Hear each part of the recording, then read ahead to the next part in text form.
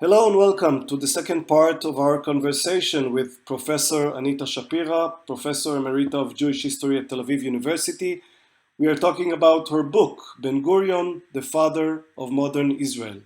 So last week we spoke about his style of leadership. I would like to dedicate some time to his ideology and the way it impacted or implicated political decisions. And I have several of them in mind, such as his decision, much discussed today, to release Haredi men from serving in the military, for example. Not all Haredi men. Not all of them, of course. Only 400 yeshiva bochers. Only 400 yeshiva bochers, not more than that. Okay, so let's begin with the overall ideology, and then let's talk about the way it had impact on his decision. So what did Ben Gurion want to achieve? We have to differentiate between the early Ben Gurion, who wanted to have power, to reach leadership, and the later Ben Gurion, who was already in the position of Prime Minister of Israel. The early one was manipulative, was a good politician, but not much more than that. The later one was a person obsessed with the feeling that the state came too late, that the Jewish people, the state was intended to be for, was destroyed in the Holocaust, and that he and the people of Israel have to create a new people out of the new immigrants from all over the world, and especially from the Mizrahi Jews who came from the Middle Eastern countries. Yes, from North Africa and Arab countries. Yes. So he had the feeling that this mosaic that was Israeli society and still is still not a people. That he has to convert this melange, this mixture, into a people with a vision, with a will to survive. Now, what was his vision for the state of Israel? The state of Israel, in his vision, should have been a light to the nations. What did he mean by that? I think that he wanted Israel to be an exemplary state in every domain. But this does not mean that he knew exactly where the state was going.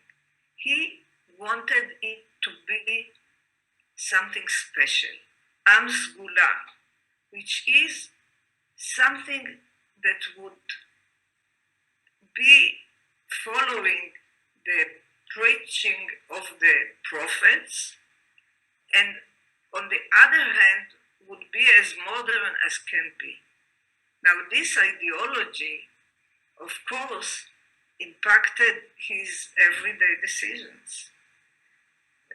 You mentioned the Haredi yeshiva bocher that he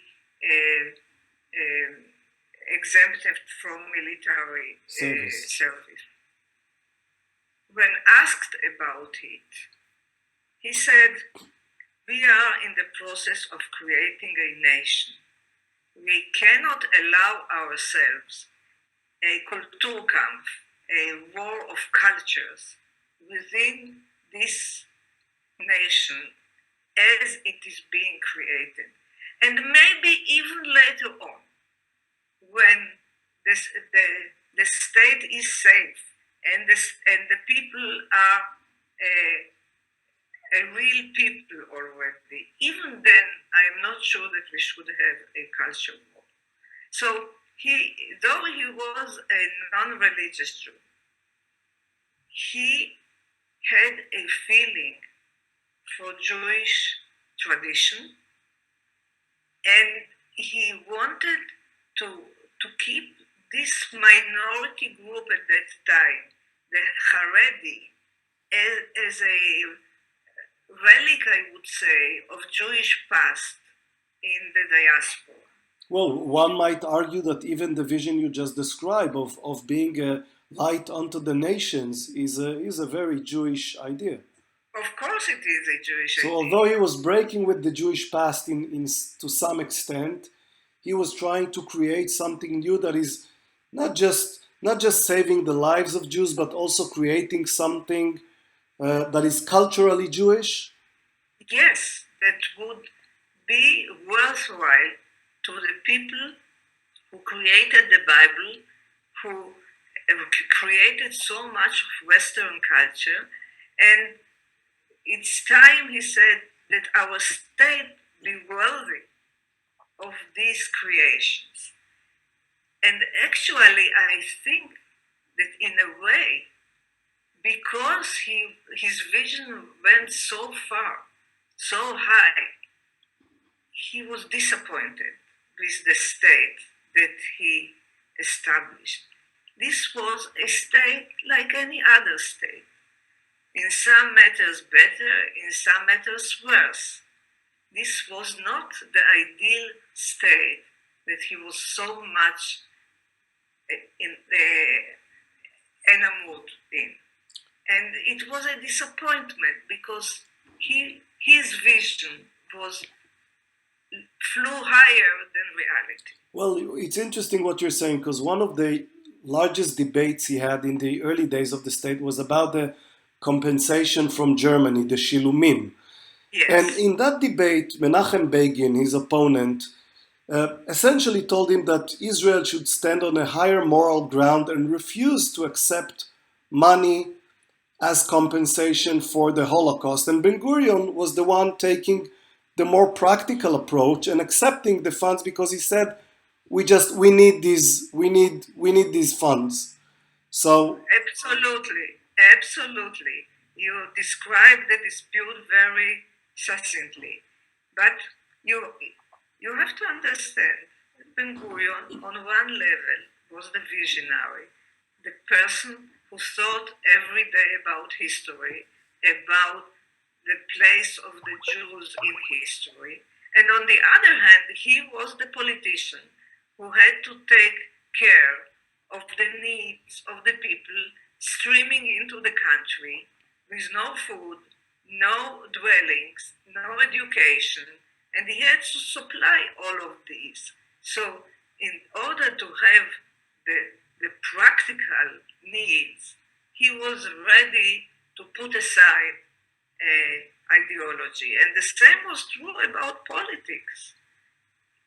In politics, he would be willing to compromise things that in ideology he would not give up. So I would say that Ben Gurion dealt with two eras, the present, in which he was very pragmatic, and the future, where vision was the main thing. Professor Shapira, thank you, and our third part of the conversation will go online next week. Thank you. Thank you.